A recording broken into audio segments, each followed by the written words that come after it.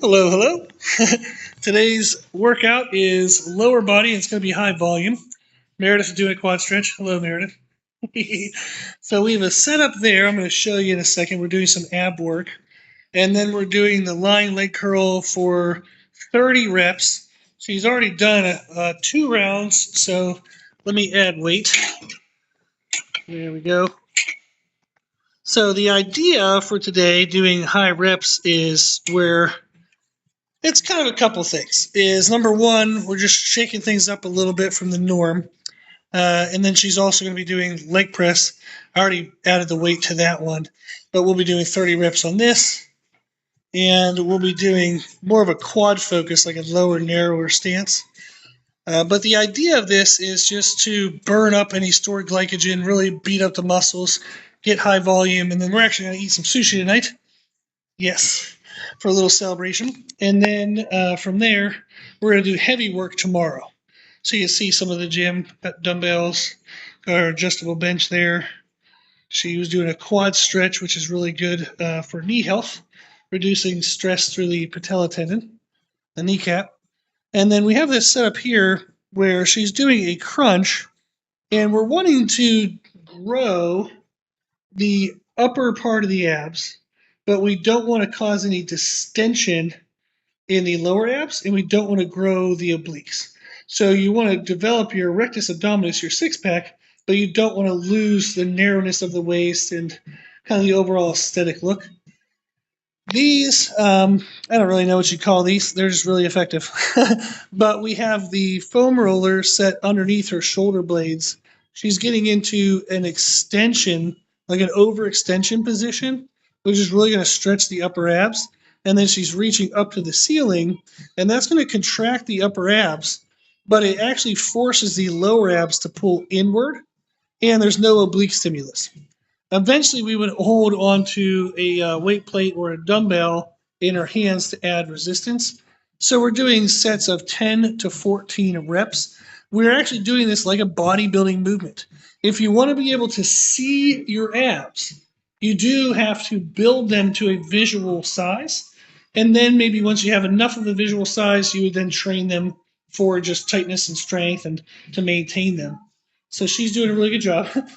So if I come over here and look at some of her past competition photos, what we're wanting to do is to have more separation in her abs right here. And that's actually going to come from these abs being larger and a little bit thicker. You can see how freaking lean she was. I mean, it wasn't really leanness, wasn't the problem. Yeah. I didn't train my abs for that show. Yeah, so you didn't train your abs for that show? No. No. So, yes. So, leanness is definitely there. It's just getting these muscles developed enough.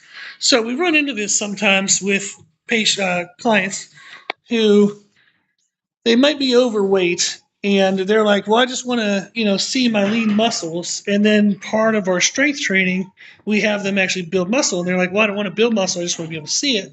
And it's like, well, you don't even have it to see it. So you do have to build it to be able to see it. So I already have the weight on there. She's going to be doing 30 reps.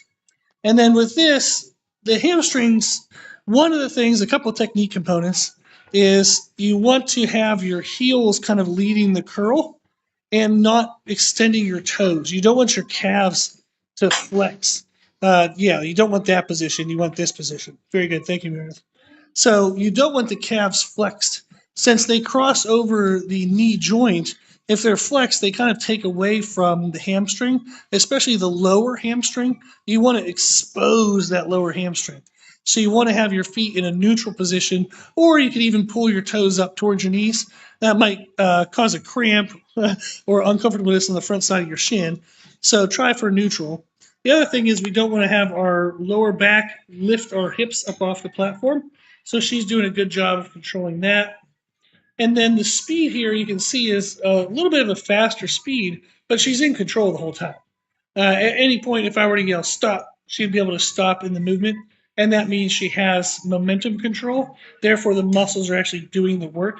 The reason why she's able to move fast is this is a relatively light weight load, but we're doing 30 reps. So we're looking for a burn today, not maximal weight load. we're actually looking to just create a horrible, miserable, awful burn in the muscle. That's going to use up any stored energy components that we then will allow to have room refilled in our sushi dinner. So she's breathing a bit. Yep. Try not to vomit. And then our leg press will be the same thing. So 30 reps there. So I thought it was fun to share, and Meredith did as well, these high rep workouts because they're kind of an odd workout. They're not something you would typically see. They can be a little boring. So I'm trying to gap and give more detail. Yeah, boring and painful for sure. But they're really good. Number one is, let's say your knees bugging you, your hips bugging you, you don't feel like you're ready for a big heavy day. You can do these high volume workouts. If you want a little bit of a mental challenge, but you want to stay safe in movements, so rather than trying something super heavy and maybe getting injured, you can try really high reps, and that can be a great way to build mental strength. There you go.